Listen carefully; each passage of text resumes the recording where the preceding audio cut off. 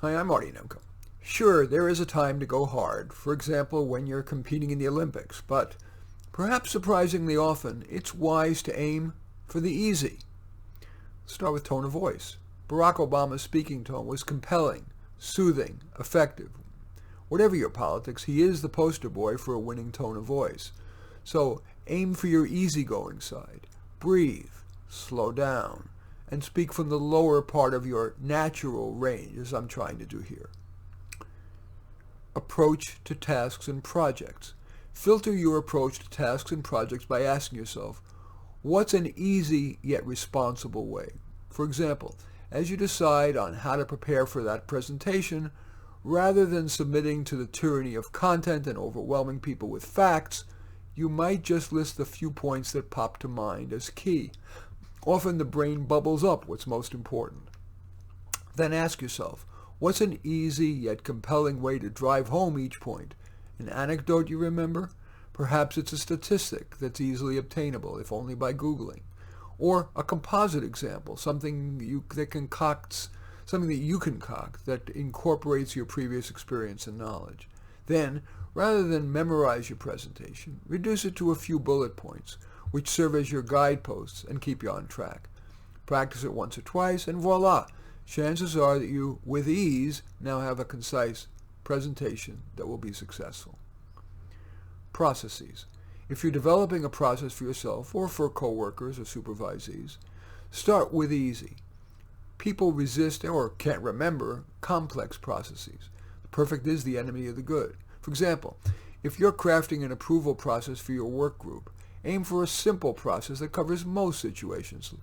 A short form that need be approved only by one person, except for riskier asks, which may first require contacting the approver.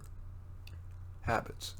Make it easy to do the new behavior. For example, if you want to stop smoking, not only toss the cancer sticks, but put a substitute, maybe hard candy, where you'd normally reach for a cigarette.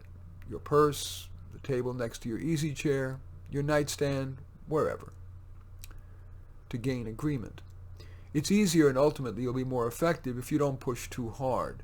Make your ask, and if you get a no, perhaps relaxedly propose one new bit of information that justifies a yes, and if it's still a no, let it go, graciously, easily.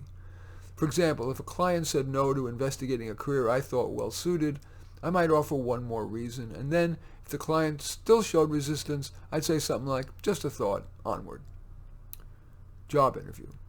Whether you're the interviewer or the interviewee, easy usually works.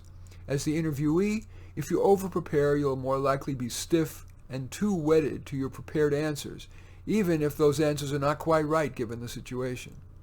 Yes, in preparing, put yourself in the employer's shoes and imagine a couple of important questions he or she might ask, and rehearse an answer. Also, yes, have 2 or 3 anecdotes less than 1 minute long that reveal an attribute that would impress the employer. Then just wear an outfit that makes you feel confident and be your normal self. As the interviewer, if you're too tough, you may be perceived as a bully and lose a top candidate. You may trigger defensiveness and dishonesty. At minimum, you'll make candidates tense, which is not only unfair, but will militate against their revealing their true self.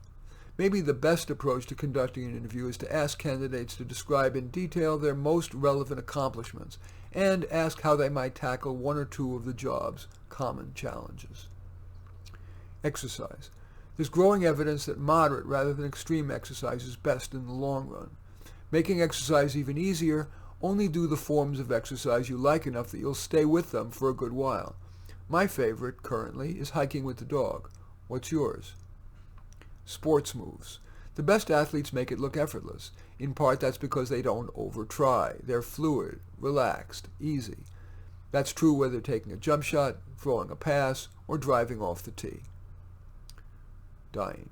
Even in dying, it may be wise to go easy, to opt for no, quote, heroic measures, and or to request, in states where it's legal, physician-assisted dying. That can save both the patient and loved ones much pain and frustration. The takeaway? Our society prizes striving, and that has yielded much accomplishment. But as a bit of counterbalance, you might, on a case-by-case basis, decide to infuse your life with some ease.